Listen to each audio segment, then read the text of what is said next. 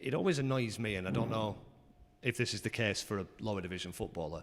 We have an international break, and you hear and see loads of stuff about, oh, there's no football, we can't wait for football to come back. And there's loads of games being played in League One and League Two and non-league football. How much is it business as usual around the club coming into an international weekend when you've got a game? I know you've been away on international duty a couple of times recently, but within this group, is it just business as usual? We've got a game this weekend. Yeah, I don't think anything changes international break. If anything, it gets more busy. But for us, it's business as usual. More busy interests me. Do you feel like you're more in the spotlight when there are fewer games being played? Do you feel like there's potentially more focus on Stanley when the other clubs around you aren't playing? Maybe, yeah. Maybe the fact that you've got your bigger teams around here not playing, everyone comes down to Aki and watches them. So maybe, yeah. Is that something that you quite enjoy, being a bit more in the spotlight, maybe people knowing a bit more about the team? I think so. I think people coming to watch is always a good thing. I don't think it adds any more pressure. I think it just creates more excitement.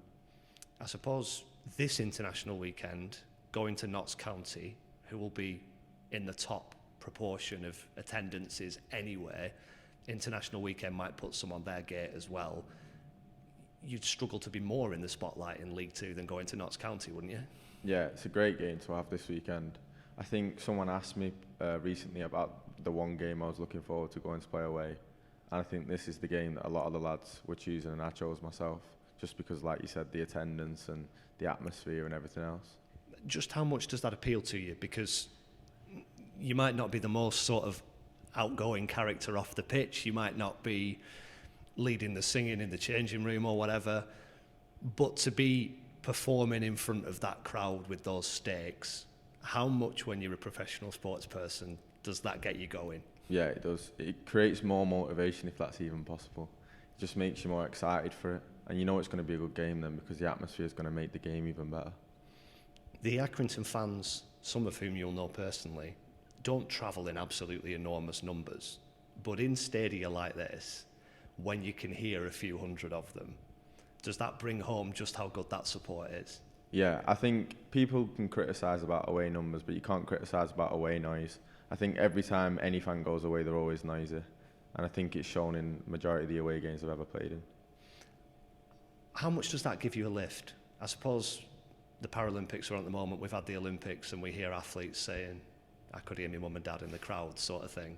When you pick out the Accrington supporters at an away game like that, does it give you a lift? Yeah, definitely. If we can create a bit of momentum on an away day, then the fans are right behind you. And soon the home fans start being quiet and all you can hear is the away fans, and that's exactly what we want. Just this season so far, I suppose it's been quite difficult to generate that momentum and give the fans stuff to cheer about. How aware are you as a group of players of that, and how much are you aware that that first win leading a game will help on that front?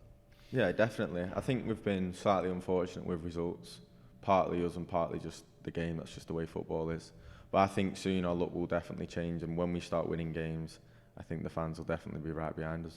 It's still pretty early days. We're not looking at league tables at this point, I don't think. But how hard is it, regardless of the circumstances and what happens in the 90 minutes, to come into work and go, we haven't won yet? I think it helps with the management team we've got. I think they're both very positive. So win, lose, draw, whatever, we always come in and it's a smile on your face, ready to work hard, to learn, to get better. And I think the atmosphere among the group's still as good as what it was pre-season, regardless of every result that we've had. So I think that's a good thing. How difficult is it to maintain that, do you think? And how crucial is what John and Jed are doing to that? It could be difficult, but I think they make it a lot easier because they start it themselves. It could be easy for them to come in and just be moody and be down and whatever else, but they're not. They come in, they're upbeat, and that rubs off onto us. I'm interested in how that works then. If X individuals made a mistake in a game on a Saturday, presumably that still gets analysed and that gets talked about, but in a kind of way that doesn't affect that individual's confidence. Is that how it pans out? Yeah, I think it's very constructive rather than criticism, like as in you're just telling someone off. I think it's more like you could do this or do that to be better. And I think everybody knows that it's not a personal reason as to why you're being dug out. It's more just a case of you're trying to get better and you're trying to learn. And I suppose as a group, particularly as a defender, given the goals that you've conceded, the number of goals that you've conceded, you must take that quite personally. Yeah, maybe, but I think as a collective, like, it's not just one player who concedes the goal, it's the whole 11. So I think if we concede, we all concede, and if we score, we all score, regardless of who actually puts it in or who's at fault for any goal. Talk there about momentum and giving the fans something to hold on to. Could that be a clean sheet as much as 3 points? I think the clean sheet's massive. I think the gaffer said before the Colchester game, clean sheet wins us the game, and it would have done. So I think if we can start keeping clean sheets, then I know we're going to score, so we'll end up winning more games. Do you approach games like that? Are there little targets set out within the match that you sort of got to tick off as you go along?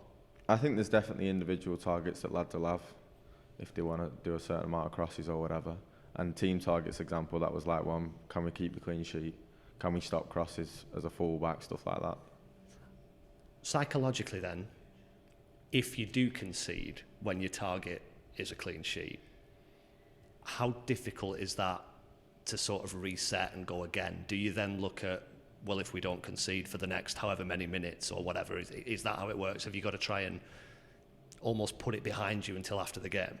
I think it's a case of if you don't want to concede and you do concede, you don't concede anymore. It's just you almost reset. You go, right, we conceded one but no more.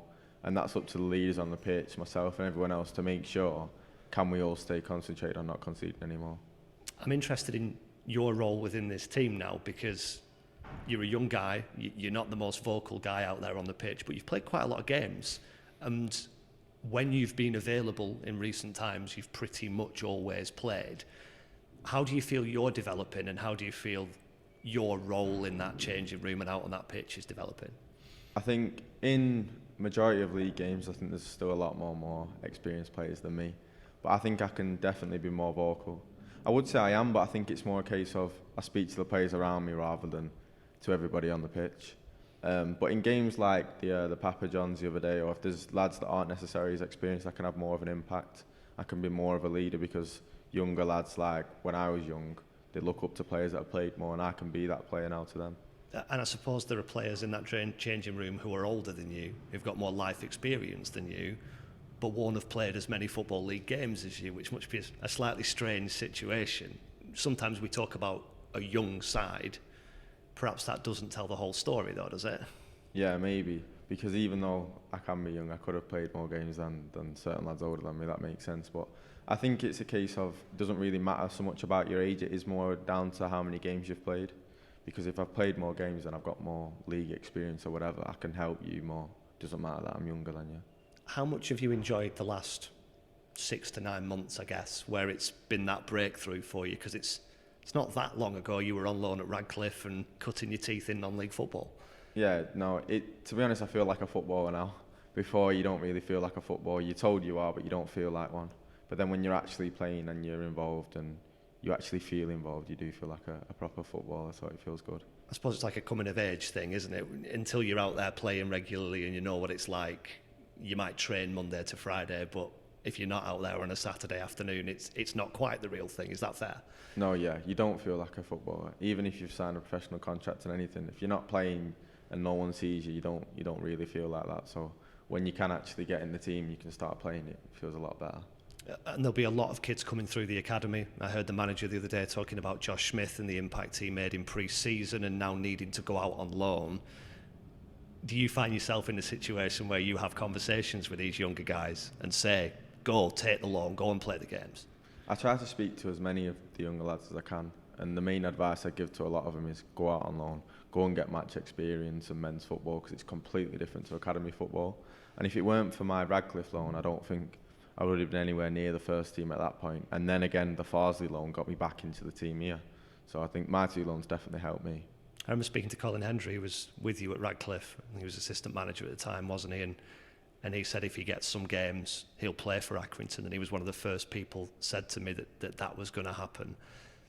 How much do those loans and the people you come up against and the people you're in your changing room sort of influence you and help you through your career?